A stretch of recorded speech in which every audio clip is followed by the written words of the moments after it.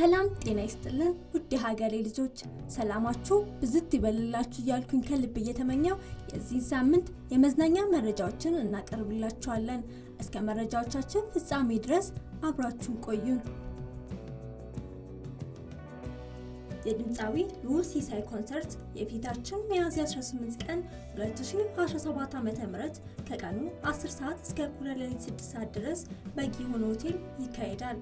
በአዲስ አበባ ጊዮን ሆቴል ባዘጋጀው ኮንሰርት እንዳጠናቀቀ ግንቦት 2 በሐዋሳ፣ ግንቦት 23 በድሬዳዋ ሌሎች ድምፃውያንን በማካተት የኮንሰርት ቱር እንደሚያካሄድ ተገልጿል። ከልዑል ሲሳይ በተጨማሪም ናቲ፣ ሃና ግርማና ዊሃብ በዝግጅቱ ላይ በቶራ ባንድ ታጅበው ስራዎቻቸውን ያቀርባሉ ተብሏል።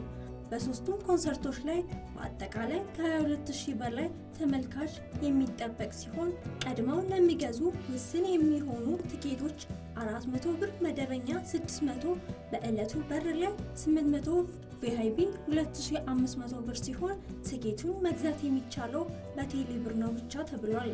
በኢትዮጵያ የሙዚቃ ኢንዱስትሪ በዘመናዊ ሙዚቃ በመጀመሪያ አልበም ከፍተኛ ተወዳጅነትንና ተቀባይነትን ያገኘው ልዑል ሲሳይ በፓላር ፕላስ ኤክሰለንስ እና ሸጋ ኢቨንትስና ፕሮሞሽን አዘጋጅነት ሀገር አቀፍ የሙዚቃ ቱር የልዑል ሙዚቃ ቱር በሚል ስያሜ ተከናውነዋል።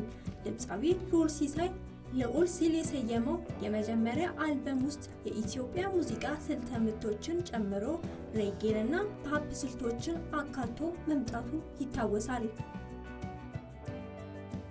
ሁለት አጫጭር ፊልሞች ለእይታ ሊበቁ ነው። ገብረ ጉንዳንና አልባትሮስ የተሰኙ ርዕሶች የተሰጣቸው ሁለት አጫጭር ፊልሞች ሚያዝያ 3 ቀን 2017 ዓ.ም ከምሽቱ 11 ሰዓት ጀምሮ ቦሌ በሚገኘው ዓለም ሲኒማ ለእይታ በቅተዋል። ሁለቱም ፊልሞች አጭር ፊልም የመስራት ሀሳብ ላላቸው እንዲሁም አጭር ፊልም መታደም ለሚፈልጉ የፊልም አፍቃሪያን ጥሩ አጋጣሚ ነው ተብሏል። በዝግጅቱ ላይም በቅርቡ ከዚህ ዓለም በሞት የተለየው ወጣቱ የፊልም ባለሙያ ናትናኤል ማርቆስ ታስቧል። የመግቢያ ዋጋ 200 ብር ነው ተብሏል።